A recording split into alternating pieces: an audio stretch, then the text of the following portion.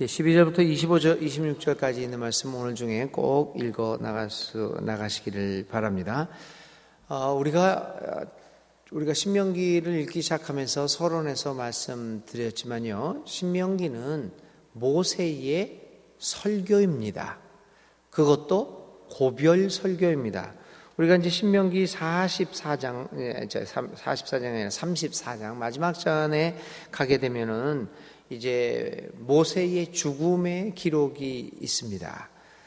그것처럼 이제 이 역전의 노장, 정말 수십 년 동안은 이스라엘 백성들을 이끌어왔던 이 지도자, 정말 유일무이한 지도자 이 모세가 가나안 땅을 눈앞에 두고 이제 그만 자신의 자리를 내려놓는 그 순간입니다. 그래서 이제 자기가 수십 년 동안 사랑했고 이끌어왔던 이 이스라엘 민족들 앞에서 사라지게 되는, 이제 은퇴하는 그러한 그 시점입니다. 그래서 이제 이 마지막 고별 작별 인사를 하고 있으니 얼마나 여러분들이 이 신명기 읽어보면서 구구절절이 묻어나는 이 모세의 절실한 감정이 여기에 보여지고 있습니까? 그래서 이제 우리가 신명기를 읽을 때는 그 마지막 설교였다.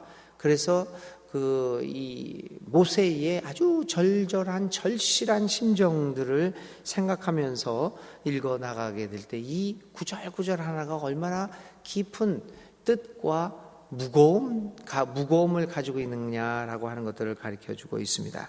오늘도 이제 7장에서도 이스라엘 백성들에게 아주 이제 곧 있으면 한마디로 얘기하면 성공하게 됩니다.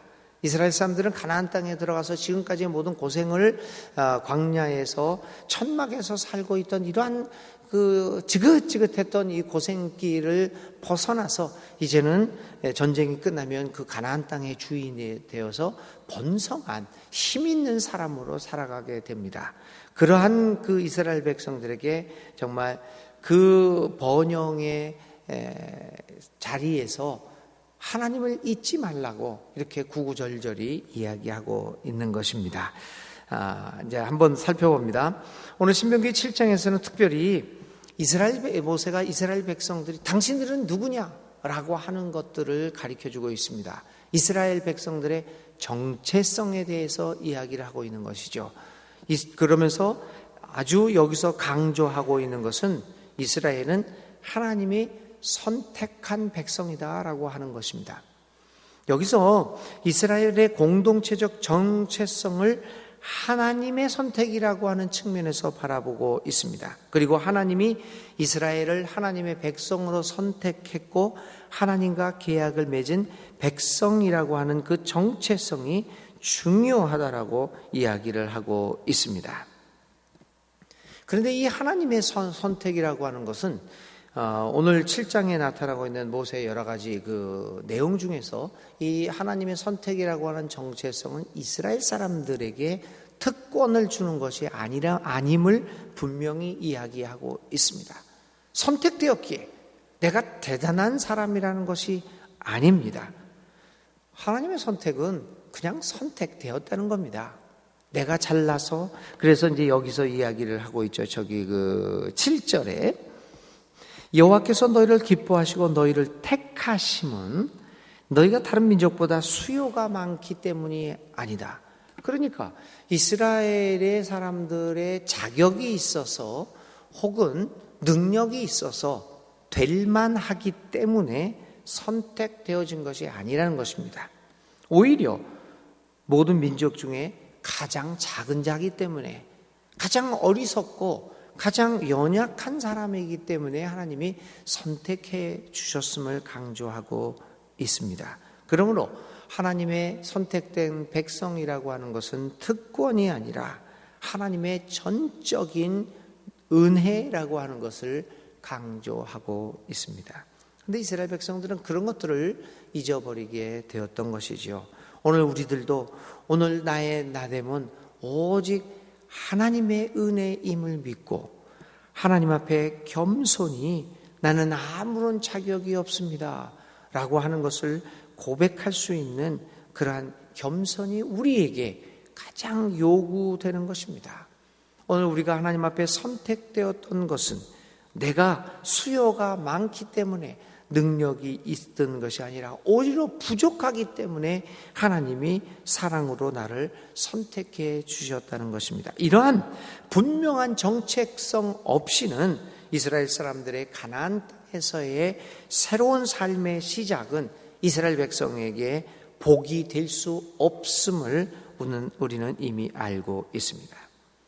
그러한 겸손한 마음과 그런 정체성 없이 하나님 앞에 내가 큰 사람이라는 것을 생각하게 될 때 오히려 그것이 우리의 삶의 독이 될 수 있음을 우리는 다시 한번 깨달을 수 있어야 합니다. 자, 이렇게 하나님의 선택으로 이스라엘 백성들이 시작되었음을 깨닫고 몇 가지 하나님의 모세는 이스라엘 백성들에게 당부를 합니다. 첫 번째 가장 큰 당부는 타협하지 말라는 겁니다. 언약을 맺지 말라고 하는 것입니다. 가나안 사람들과 어떠한 내용의 언약도 맺어서는 안 됩니다.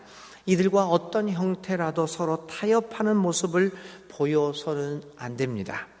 이스라엘 백성들은 하나님의 선택받은 백성으로 이방 사람들과 혼합되어서는 안 된다는 겁니다. 그런데 여러분, 이 혼합되어서는 안 되고 어떠한 계약도 맺어서는 안 되고 하는 말을 오늘의 상황에서 배타적으로만 사용해서는 안 됩니다, 여러분. 이러한 것들을 문자적으로 해석함으로써 우리 기독교인들이 굉장히 배타적인 모습으로 변해버렸던 것이죠. 지난 토요일 날 일주일 전에 세계 기독교 미래 포럼에서 제가 조그마한 논문 하나를 발표를 했습니다. 그래서 그 논문을 준비하는 가운데 여러 가지 통계 사항들을 이제 연구를 하고 볼 수밖에 없었습니다. 왜냐하면 이 논문 제목이 다문화 사회에서의 복음 전도의 실효성 이런 거에 대한 거기 때문에요. 오늘 우리가 얼마나 다문화 사회가, 우리 대한민국이 다문화 사회가 되었고 세계가 얼마나 다양성이 있는 사회가 되었는가라는 것들을 이제 생각했어야 됩니다. 그래서 여러 가지 통계들을 보면서 연구를 해보는데 우리 한국 사회에서 아주 중요한 통계를 하나 발견을 했습니다. 지금 한국 사회에서 예수를 믿는 젊은이들의 숫자는 굉장히 적은 것 아시죠? 대학생들은 한 3에서 5% 정도가 교회를 다닙니다. 전체적으로 보면 이 청년들 20대 이하, 이 29살까지 그 밑에 청년들이 아무리 많이 잡아도 10%가 안 됩니다. 7에서 8% 정도의 사람밖에는 교회를 다니지 않습니다. 그런데 더 중요한 사실이 하나 있습니다. 젊은이, 그러니까 30대 이하 29살까지 100명 중에서 7사람만이 교회를 다니는데 아주 이건 심각한 숫자죠. 7사람만이 교회를 다니는데 이 7사람 중에서도 6명이 본래 교회를 다니던 사람입니다. 어머니, 아버지가 다녔고, 이 이야기는 무슨 얘기를 하느냐, 어떤 의미를 갖고 있느냐, 청년들 사이에서 기독교 복음이 전도가 확장성이 없다는 겁니다. 그저 우리들끼리만 전도되고 있다는 거죠. 그러니까 복음 전도의 확장성이 없다면 자라날 가능이 없다는 거죠. 우리끼리만 하니까. 그런데 왜 이렇게 확장성이 없을까라고 하는 질문에 대다수의 젊은이들은 배타적인 모습이 너무 싫다는 겁니다. 우리 요즘 살아가고 있는 젊은이들은 이 다양성의 세계에서 살아가고 있거든요. 너무나 자기 나름대로 요즘 밥 먹자고 하면 요즘 젊은 애들은 서양에서는 특히 그러는데요. 우리는 그냥 짜장면 그러면 다 짜장면 통일합시다. 젊은 애들은 얼마나 복잡한지요. 굉장히 복잡합니다. 그러니까 다양성이 몸에 배어 있는 아이들이 우리 젊은 사람들입니다. 그 사람들이 제일 싫어하는 모습들이 배타적 모습입니다. 이것밖에는 아니다라고 하는 생각. 그래서 이제 기독교가 확장성을 획득하기 위해서는 가장 중요한 모습이 이 배타적인 모습을 보라는 거. 이제 그런 것이죠. 그런데 이제 오늘 언약을 맺지 말라, 또 타협하지 말라, 이 말은 배타적인 모습을 보이라고 하는 것이 아닙니다. 실제로 이스라엘 백성들은 가나안 땅에 들어가서 그 가나안 사람들과 어울려 살았습니다. 여부스족 같은 사람들은 아예 멸망하지도 않고 또 결혼하기도 하고 잘 또 이렇게 살아가게 되는 것을 우리가 볼 수 있습니다. 그러면 이 타협하지 말라, 언약하지 말라는 말은 어떻게 이해해야 되겠습니까? 바로 이것은 타협과 혼합되어지는 모습을 보이지 말라는 것은 이스라엘 백성들은 하나님의 선택받은 백성으로서 순전한 모습을 보여야 한다는 것입니다. 다른 모습을 보여야 한다는 것입니다. 어떠한 경우에도 가나안 지역의 문화에 영향력을 허락해서는 안 되고 하나님의 백성으로서 하나님 나라의 가치관을 가지고 살아가야 한다는 것입니다. 여러분, 오늘 우리가 어떻게 완전히 고립된 사람들로 살아가게 갈 수 있겠습니까? 그렇다면 오늘 우리의 삶은 불가능합니다. 여러분, 우리들이 입고 있는 옷, 그리고 먹고 지내는 이 모든 이 음식물들, 그 음식물의 적어도 80% 이상은 다른 종교를 가지고 있는 사람들이 생산해낸 것입니다. 왜냐하면 기독교인은 20%밖에 안 되거든요. 다른 종교들 아니면 종교를 갖지 않는 사람들이 다 만들어내고 우리가 접촉하는 사람 중에 80%는 예수를 안 믿는 다른 종교의 사람들입니다. 이들과 살아가면서 어떻게 우리는 혼합되거나 타협하지 않을 수 있겠습니까? 다른 모습을 보여야 한다는 것입니다. 배타적인 모습이 아니라 저들은 다르구나. 하나님 나라의 가치관에 따라서 살기 때문에 다르구나. 싸울 때도 다르고 화낼 때도 성질낼 때도 저들은 다르구나. 어떤 일을 대처할 때 다르구나 라는 모습을 보여야 하는 것입니다. 그래서 하나님은 이스라엘 백성들에게 그 많은 다른 사람들이 살고 있는 데서 너희들은 거룩하게 살아라, 다르게 살아라 라고 이야기를 하고 있습니다. 그래서 오늘 이 이스라엘 백성들에게 가장 중요한 얘기는 너희들은 선택받은 백성이니 이제 다르게 살아라, 거룩하게 살아라 라고 하는 것이 모세의 마지막 당부입니다.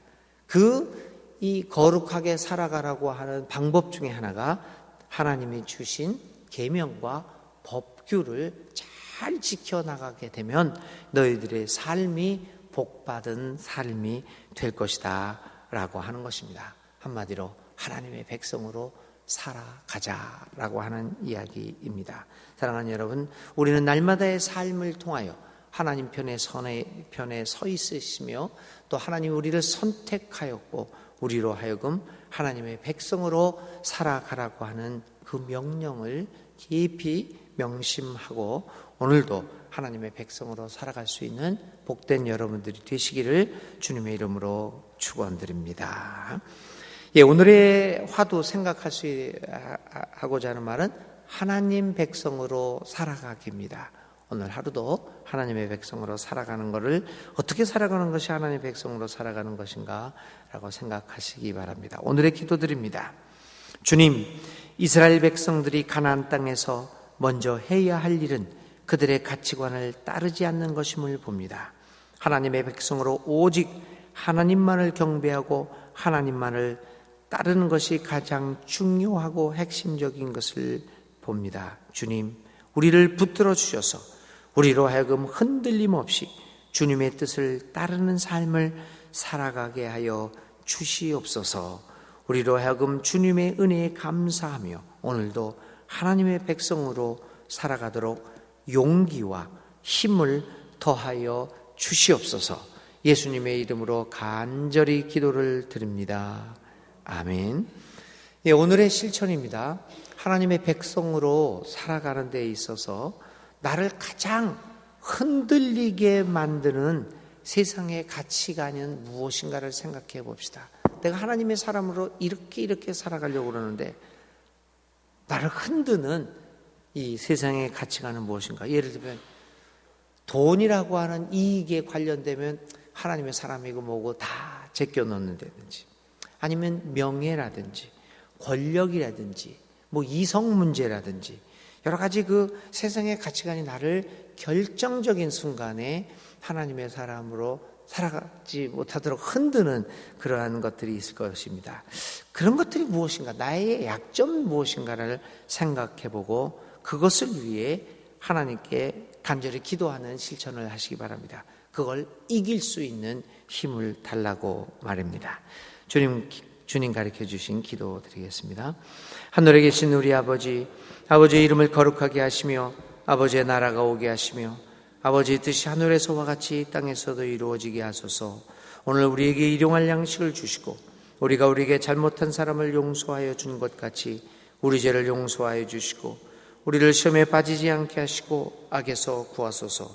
나라와 권능과 영광이 영원히 아버지의 것입니다. 아멘. 아멘.